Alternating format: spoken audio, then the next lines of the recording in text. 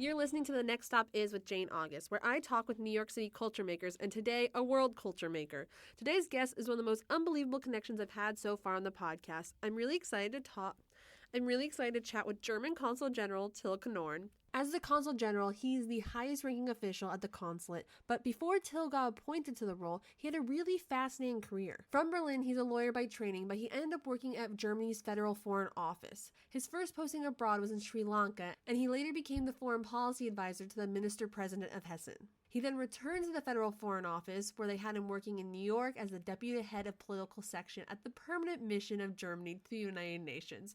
Long title. He then went back to the Federal Foreign Office and held leadership roles in their protocol section in Berlin, and in 2024, he became the German Consul General in New York. I've been told that he loves New York and has visited every year since he was 17, so I'm excited to chat with him about the city, his career, and more. And a note from the edit, we recorded this last year in 2025, and it just took a while for it to come out. While things may have escalated a bit more globally, I think a lot of the things we discussed in this conversation last year are very applicable despite the current climate, especially in regards to the immigration situation in the United States. Welcome, Till. Thank you very much. I'm very happy to be here. Oh, yay. A little nervous probably, but happy to be here. So what exactly is your role as a Consul General? What does your day-to-day look like? The nice thing about the job is that there's really no set day-to-day. It's very different. The field I'm working in is broad. It's basically all relations between Germany and New York, New York State, Pennsylvania, New Jersey, parts of Connecticut, Fairfield County, and Bermuda, of all places. And in the fields of economics, culture, science, finance, business. So there's sports. So there's no real everyday life. Could be that I talk a lot to the Jewish communities here, but could also be a sports event, cultural event. We had great exhibitions, Caspar David Friedrich here in the city at the Met. We have the head of the choir at the Met Opera is a German, and so I go a lot to operas. We have a German conductor here who's doing one of the operas this season. So a lot of different kind of works. Some serious, some just fun, all of them geared towards bringing Germans and Americans together. It's a lot about making connections, building bridges, making sure people get together who have energy, creative drive, ideas, and to see that they're either successful here together as Americans and Germans or bring some Americans over to Germany to be excited and successful there. That's really cool. Are there any, you talk about bringing people back and forth, what kind of programs do you have that you focus on to do those kind of things? The thing is, it's not so much programs we're focusing on. What we're trying to do is channel ideas that other people have. So when we have some programs, we have some travel programs where people from Berlin, dancers come to the Bronx and dance together, but that's not the norm. Also in times of little restrained budgets, and even for countries, that's not our main thing. But whenever we have philharmonics or artists here, Kraftwerk was here. It's a couple of weeks ago. We also do something together with them, bringing them together with Americans, and sometimes finding surprising connections. So you have a very packed social calendar. I do, actually, yeah, and I had to get used to that. But it's fun most of the time. What is the importance and power of your role? Because you're one of the highest ranking officials in the German consul in New York. Yes, I am. Here in New York, I'm high ranking. I try to stay realistic. I mean, if you look at New York and you realize everyone here is at the top of their profession or tries to be, that's slightly humbling. So in the grand picture, I'm not important here. But for the German-American connection, I'm a little bit important, and I like that. And power, I wouldn't call it. If anything, the power of persuasion or exciting people, not so much real hard power that I can tell people what to do. It's not about power. It's classic work of soft power here, of convincing people, bringing ideas together. That's the work. Do you have any favorite experiences from the position so far? Probably the most touching and important events so far have been every couple of weeks we naturalize Jewish families, Americans, they get back their German citizenship that their families lost in the 30s when they were pushed out of Germany. So now these families are reapplying for German citizenship, and that's extremely touching. It's also very ambivalent for these families. All of them have either survivors or victims of the Holocaust in their family. And so it's very emotional, and it's emotional for me too. We will never take that for granted that they even interact with us again, but they do. Some for very serious reasons, mainly the younger ones, because they want to go to Berlin and party and see the cultural scene there, which is extremely diverse. We're happy to have a little bit more modern Jewish life again in Germany and also in Berlin. So that's probably the most touching or difficult issue, but I've had a lot of fun so far. And a lot of the funny thing is, I would say a large part of my work I would also like to do in private, like going to exhibitions, going to nice concerts at Carnegie Hall, like going to sports events, and yeah. I'm assuming it's like your favorite part of the job. Do you have like a least favorite part or not as appealing part of being the consul general? Realistically, every diplomat in every position is also a bureaucrat, and I'm probably not a naturally born bureaucrat. So a lot of the more desk-bound paperwork stuff is probably not my favorite one. But it has to be done. I have great teams working with me, but probably not the best in all the bureaucratic. No one wants to do the paperwork. I definitely don't. Not every day, at least. So you studied to be a lawyer. Yeah. And now you're a diplomat. Did you ever imagine that this was the way your career would go? I kind of knew the whole time while I studied You've law been all over that I can't be a lawyer. I really didn't in the States like it. when you were younger. Right?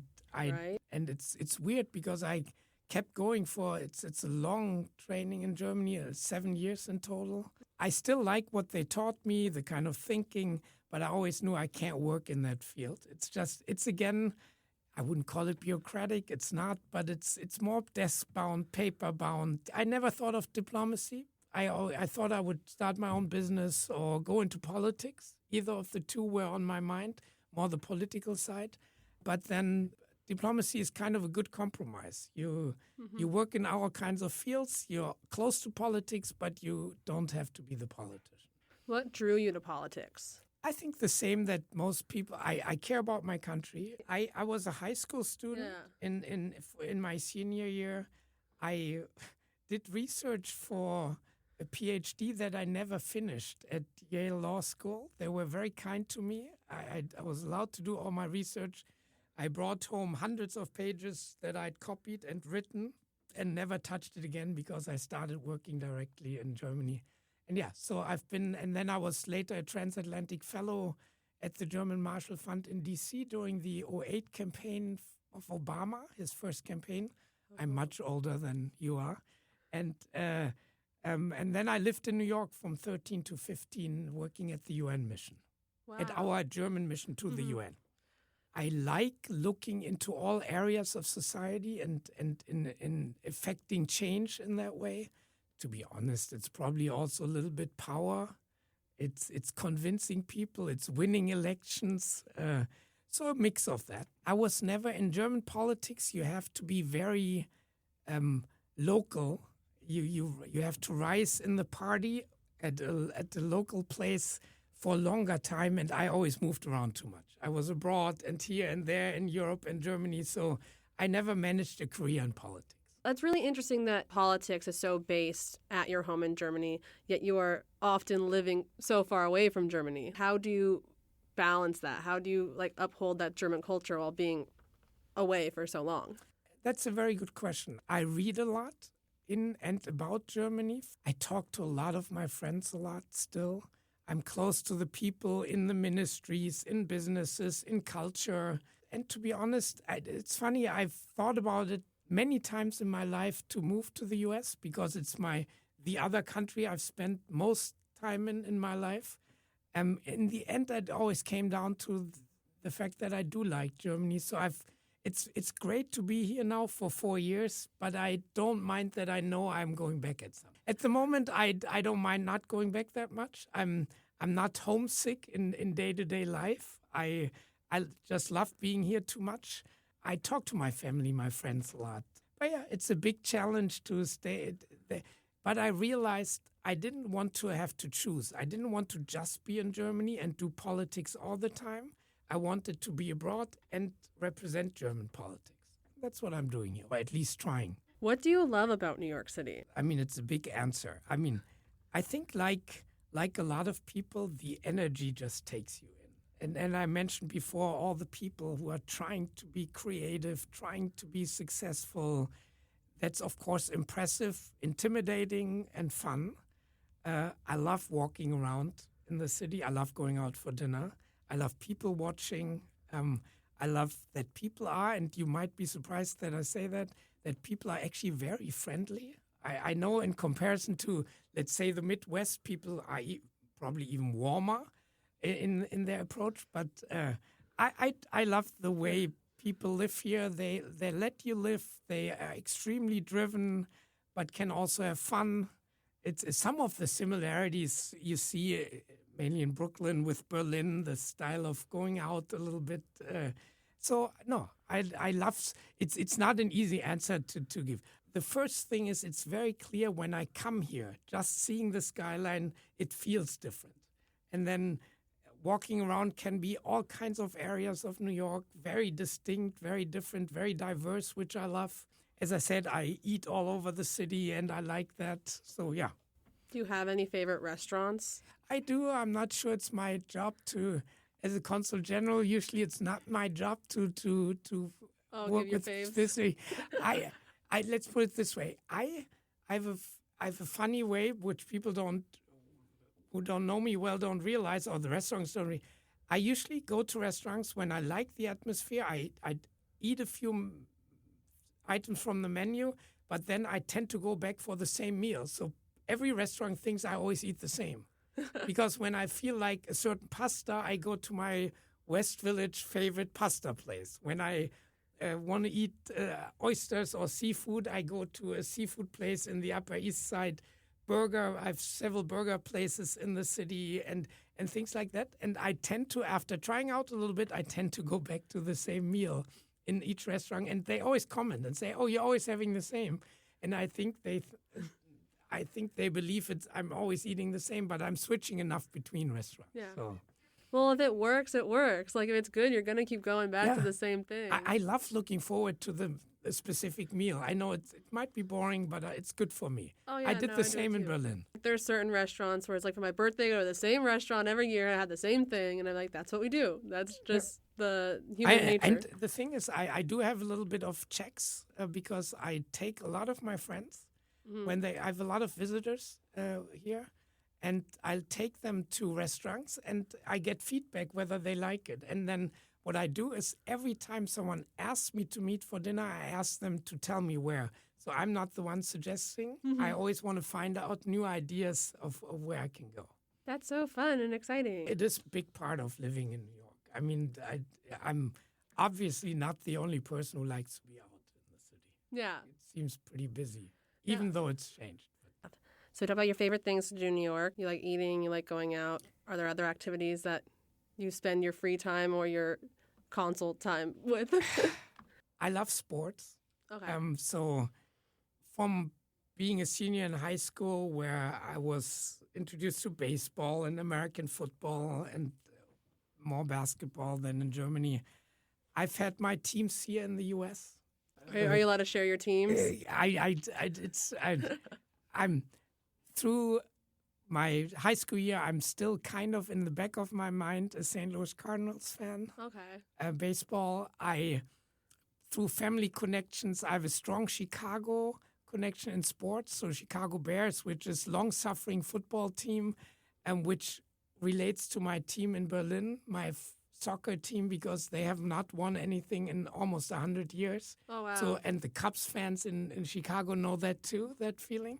So, knew it, they won. So, so I have that connection, but it doesn't mean that, and that's why it's fun to me. I I know I shouldn't say that. I have been to the Mets. I've been to the Yankees. I go to the Knicks. I go to the Nets. I like the teams here. Football too. So Jets and so it's all nice. Yeah, I think it's fun just going to a game in person no matter what the team is. Giants too, so that I don't leave out the Giants fan. Well, that's in New Jersey, so... Yeah, but it's New York teams, officially. They haven't won in so long either, so... But I've been quite often, as I said, because of Dennis Schroeder, I've been quite a bit to the Nets here in Brooklyn. And it's interesting because it's not a startup anymore. It's now a developed tourist company is the jersey sponsor of the Nets. So that's a German company from Berlin. Oh, Not cool. many people know because it has an English name, but it's a German team. So that's one thing you would notice over time. There are not so open German connections. The fact that Heinz Ketchup was invented by a German, Brooklyn Bridge, the suspension, German engineering. So that's an experience most New Yorkers can have almost every day, or tourists. But so you find a lot of German in the city where you don't expect it. I mean, it's very obvious, as I said, when we have a German artist at the Met. But if it's the head of the choir or a conductor or an athlete or something, it's a lot of Germany in the city. That's so cool. And so if people want to experience German culture in the city, what would you recommend they do? Like how do they go experience that? Are there any certain places or things to explore? I mean, as I said, the most interesting thing is you don't realize you're exploring it when you're on Brooklyn Bridge or when you're eating a burger here, which is also a strong relation to Germany. But I give you the burgers. It's not a fight about Germany or the U.S. No, but as I said, I think if you look into the German culture here, you can take walks in the East Village with German heritage. We have maps for that. You can experience culture on all levels because you have artists here almost every week from Germany, from big to small. We just had German authors here whose books are coming out in English now. These things happen all the time. We have a newsletter for that so that we attract people to that. But also, what you're probably asking, there's not as much of the traditional German restaurants as we would like. We still have the German heritage stuff. So we have a parade on the 3rd September weekend in September at Steuben Parade with a big Oktoberfest in Central Park. But there's not one place there's some beer gardens with even German language, so to say. So there are lots of nice places. But it's not so much the one place you go to. You can celebrate German Carnival in the city. There's a chef who organizes Carnival here. It's more the smaller, everyday things. German schools, a lot of German here in the city. So part of your job is to embrace and foster transatlantic partnership. What exactly does that mean, and how do you do it? I mean, first I always like to point out my job is not finger pointing. So my job is not as a consul general to tell Americans what to do and how to do it. So when I usually start in discussions, I explain the homework we have to do as Europeans. And I go into different degrees of detail depending on the audience I'm talking to. And then I tell them, which I think is important, that Germany and Europe is not as weak as some Americans think it is now, whether it's economic growth or defense or other stuff. And the last thing I always stress is that I hope very much that we stay allies and friends. And that's important in issues like where things like Ukraine come in. And I don't want to get too serious, but there are lots of political issues that bind countries together, where it matters how you treat each other. So that's what I'm trying to bridge. And I try to translate in both ways, because the funny thing about the US and Germany is we seem extremely alike in many ways, but we're not totally. Once you live in both countries, you realize there are differences between us. What are the kind of differences and similarities that you've I mean, seen? I think we are all in many ways, we are similar in terms of our values, working hard, trying to get something done, um, being open to the world to an extent.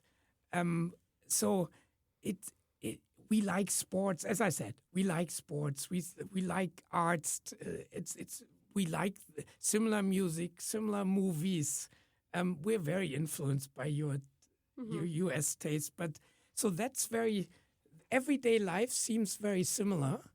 But how we, for example, German experience is of course very much influenced by our history, but also by the fact that from almost every point in Germany, you drive 4 hours in either direction and you're abroad. We have 9 neighbors that are very close. So the kind of distances that you have here to get even to the next city gets you to the next countries. That's why a lot of Americans come to Europe and see 10 countries because the distances seem so small. And they are in comparison. But that influences how we are. And so our worldview is a little different shaped by the fact that we are so close together. And the country is so packed in many ways. Yeah, and in the U.S., that you drive 4 hours and you aren't even at Poughkeepsie yet. No, and we love that about the U.S. Of course, it makes nature extremely beautiful here and empty at times. And it's so distinct. And you mentioned, I love Poughkeepsie. I partied there as a student, as a high school student, and came back fairly sick to the city, actually. But I've traveled to, I think I was in 44 states in the U.S. over time because I did long road trips in the U.S. When I was a student and later. And so, I mean, I don't have to tell you, it's so stunning to see the differences in the country. And we don't have that as much. In a way, right now I feel like it's kind of like a testy time to be in the U.S., like policy-wise. And it seems like a lot of, in the news I've read that a lot of European nations are trying to shy away from like the U.S. or not be as reliant. How do you navigate something like that while your role is to bring people together? It's a big concern of mine. I try to avoid exactly what you were asking, that we move apart. And yes, when politics get unfriendly or even hostile or confrontational, that does something to people. And your observation is exactly right. There are risks that Europeans, Germans feel pushed back in certain areas of politics. And I try to acknowledge the issues, and some of them are easier to handle, others are more difficult. But I try to always pull us back from a possible brink and make sure we in the end stay friends. It's not always easy. And I mean, I don't know how specific you want to get, but what I said is about Ukraine supporting an ally in times of war is a deeply emotional thing. Tariff discussions are in some ways numbers, so that's easier to solve, but in some ways very personal when it hits businesses on both sides of the Atlantic. And it's not a secret that we don't believe in the approach of fighting each other with tariffs. So there are lots of issues where we are working partly on an emotional level to stay together, but partly also, of course, on a factual level I talk a lot to the financial markets, investment companies. I talk to businesses trying to mitigate the risks that are there at the moment. So it's partly very specific, partly more emotional way of trying to stay together, solving some of the issues where we can solve them here in New York on a subnational level. Not between the big political entities, then we have to at least try to stay together in other fields that are, and that's my work. But it I wouldn't say it keeps me awake at night, but it's definitely more challenging than it could have been. What do you and the consulate do to like take care of your citizens who are in the U.S., especially of how things have escalated in regards to immigration? You will have followed in the media that There were also cases regarding some Germans who were threatened with deportation, and we have a team in our legal and consular section who would actually talk to these people if that happened. Okay. That's a big part of our job here. But just the sentiment that Yeah. people are worried about it worries me, because I want people to come to the Club World Cup and not be worried if they will get in. That's one of the things I mentioned earlier about staying friends and allies. In that regard, even emotions matter. Yeah. So, or perception matters. So even if they just feel it could be more difficult, it might change travel plans. So I'm trying to influence here that these perceptions don't go in the wrong direction, and I try to explain that in Germany too. Is there anything that American citizens can do to support and uplift immigrants and visitors during this time? The thing is, my experience is in everyday life as Americans do. Again, and getting back a little bit to the fact that my job is not telling Americans what to do. I feel they're already, in daily life, they're very good about making tourists feel welcome here. And in terms of what you call immigration, is for us, is more Germans who work here, and they love working here. I mean, they come here because they feel free, they have opportunities. So again, we want them, we talk to them a lot so that it stays that way, that they feel they can safely leave the country and come back. But in general, I think especially New York is doing a lot to make Germans feel very welcome. Well, it's one of those things where we talk about things that are political and you see things in the news. But I have people who listen to the podcast and it's like, okay, what can we do as people to try to do a little part to mitigate the issues? You know? No, and I totally appreciate that. I mean, I know some of my answers sound a little evasive or dodging the question. That's part of the job. Yeah. As a diplomat, I'm not supposed to be strong-minded or give you my own opinion as much. So once the mics are off, we can have that discussion, also with your listeners if we meet them somewhere else. Yeah. But no, I'm not trying to dodge the question. I'm trying to be honest. Your job isn't to point fingers. Yeah, exactly. And that's a big part of it. And of course, I have my political opinion about many issues like you do. And like a lot of my American friends do. Yeah. I mean, I have a lot of American friends from all these times living in the U.S. So, of course, I hear all kinds of opinions. And as we know, a lot of strong-minded opinions at the moment. And no, I really appreciate that you're asking that. And I also appreciate if your listeners are asking themselves what they can do, because we need that day to day. There's not going to be the one big solution. It's the fact how you treat one person when you meet him or her here in the city, or when you travel to Germany and you go out or you have a serious discussion. As I mentioned in the beginning, I tell these young Jewish kids always, go party in Berlin. Absolutely, it's fantastic there. Couldn't find a better nightlife. But also tell them about your family history. Make Germans aware of what happened. Those who might still be ignorant or want to be ignorant, face them with the truth. So it's always that mix.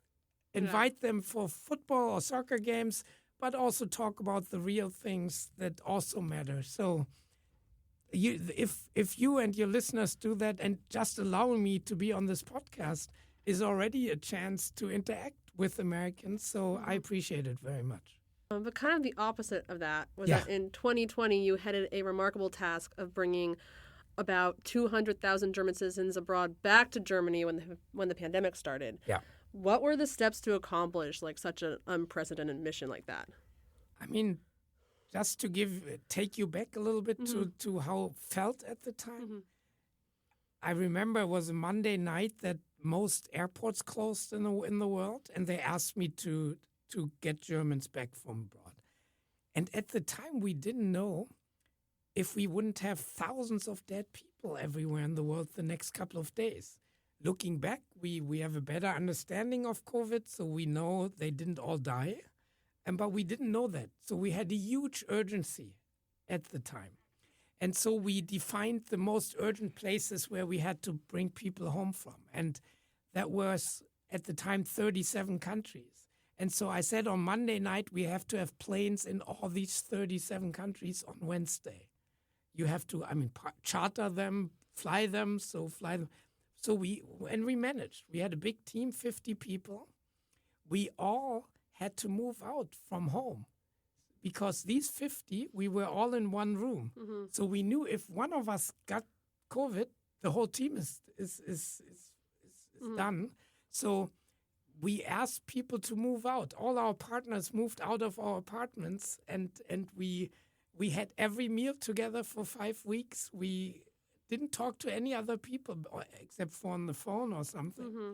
And so, and in that way, in the end, we were in over 100 countries and got people back and worked with a lot of embassies. We took a lot of people from other countries, European and others, Americans too, lots of Israelis. And so in the end, it's always very funny, not funny, but it's a mixed feeling when you do crisis work. It's extremely serious. It's partly life and death, but it's also rewarding. Mm-hmm. You suddenly, it's the opposite of bureaucratic.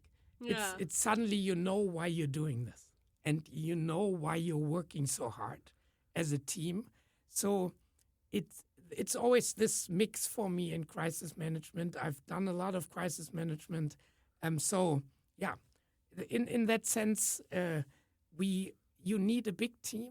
You need people who trust you in your government because they need to give us also a lot of money Mm-hmm. to charter these planes.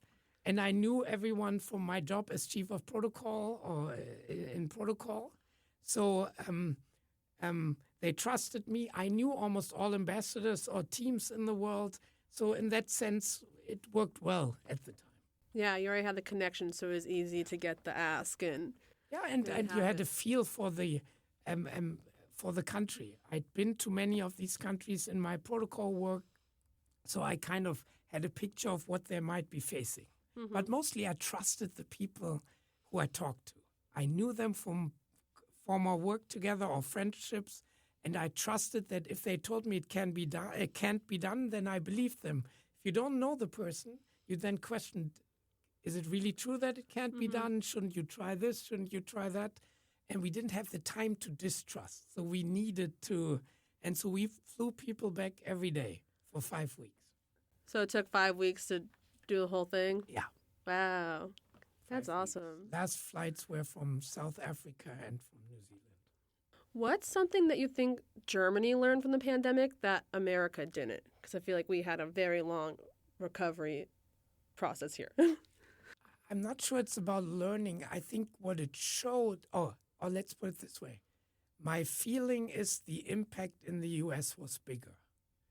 And that's partly the case because our social systems are very different. Mm-hmm.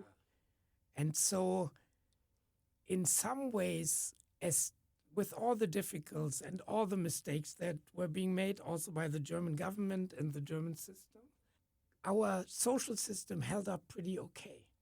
We were able to treat people in hospitals. We were able to save small businesses, restaurants that had to go on lockdown. We had pretty quick relief aid. So I feel the biggest difference might be that the impact was not as strong on everyday normal Germans. Mm-hmm. So, for example, people didn't lose their job because we have different kinds of insurance for unemployment and health coverage is not connected to your employment. It's independent of that. So in many ways, the impact, as strong as it was for many people, was not as immediate, I think. And that's why when you talk to people, we were talking about it earlier. In the US, people reference Corona still a lot. Mm-hmm. When you talk, and when you're in the city, you realize with restaurants having closed and stuff. In Germany, it's a little further away already. And interestingly enough, in terms of the economy, you did pretty good. In terms of the big economy, financial markets, big business, U.S. recovery was faster than in Europe in some ways. But in terms of the impact on normal, quote unquote, normal Germans, Americans, I think we came out faster in some way. No, here it's like a very much okay, there's a time before the pandemic and a time and after I the can pandemic. tell that from a lot of talks. People keep asking me that also.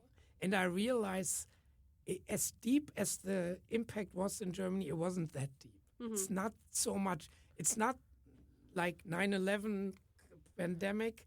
The pandemic was huge, but we had a different way of dealing with it. Yeah.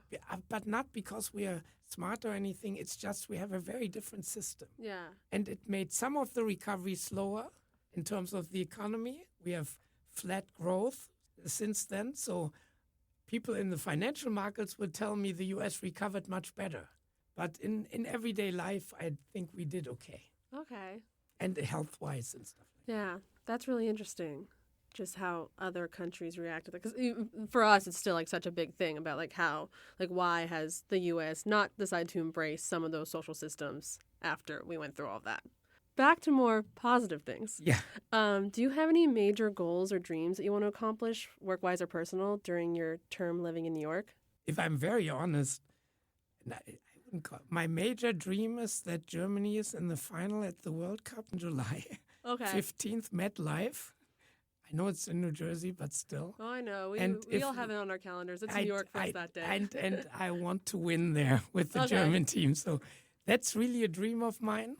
If I'm honest, the main thing I'm looking forward to is this everyday life. I'm looking forward to going out for drinks. I'm looking forward to traveling the country a little bit more. Work-wise, it's very clear. We all have a big task and challenge with what you described earlier in just keeping our relationships very cordial, friendly, and nice. So that I will just work on every day, but it won't again be the big thing. There won't be that one event where I can now prove I've done my job. It will be everyday life, but I find that a huge privilege. In my job in protocol and as chief of protocol, I travel over 200 days a year. I am so grateful to be in one place or drive a little bit around my states, but be in one place and have normal everyday life and meeting people. I like going out sometimes. I like drinking sometimes. I probably shouldn't say that. If your listeners are under 21, I apologize. But I like that. So, yeah. No, I'm really looking forward to everyday life. I live in the Upper East Side. I love going to the park. I don't find it boring. I go there almost every day. Not for long always, but I'm in there at some point of my day. I love that. I love walking around, as I said. Next year I will try 5 boroughs bike. I couldn't do it because of my knee this year. Things like that. Yeah. Goals, things to look forward to. Yeah, but it's mostly about the people. I hope to make a few more friends. I hope I get a little fewer visitors because I had a lot of visitors. So I'm looking forward to having fewer visitors and meeting more people here in the city. So we're getting near the end. Is there anything else you want to talk about before we wrap this up? Oh, I said it before. I thank you very much. It was very comprehensive. It's a challenging and, in that sense, relevant time to be here for me, and that I can be in my basically second home is the country I've spent all my vacations almost in since I'm 17. I've been back here in New York. You said it, I think, in the beginning. Yeah. I've been back here every year in New York since I'm 17. Sometimes for work, sometimes privately. It's a huge privilege to be here, and that it's. My hope is too that with changes in Germany, we will be on a good path there too, and I hope I can interest a lot of people, your listeners included, for Germany, in Germany, not for Germany. The final question I've been asking guests is, what's been bringing you joy lately? Which I feel like you might have answered already. Yeah, I've given you a lot of the answers. I'm not going to repeat them. What I really enjoyed was I have 7 nieces and nephews. My brother has 3, my sister has 4 kids. And and they're both of them have twins each, between 4 and 17, seeing New York through their eyes and how they are attracted by the city. I've one nephew now who decided he wants to be rich and suddenly is good in school because he loved being here. And I have another 4-year-old nephew who has been wearing coat and tie since he was here in October.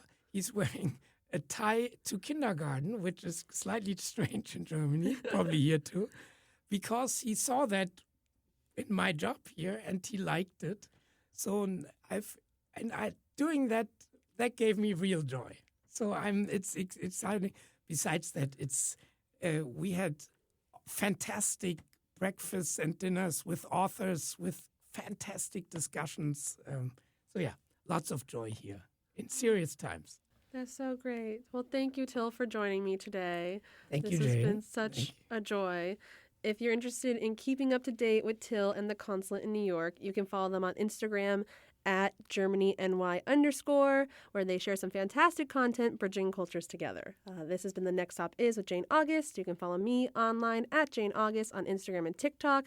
You can listen to other episodes in the same place you're listening to this one. The Next Stop Is recorded at Brick House in downtown Brooklyn. It premieres on Brooklyn Free Speech Radio.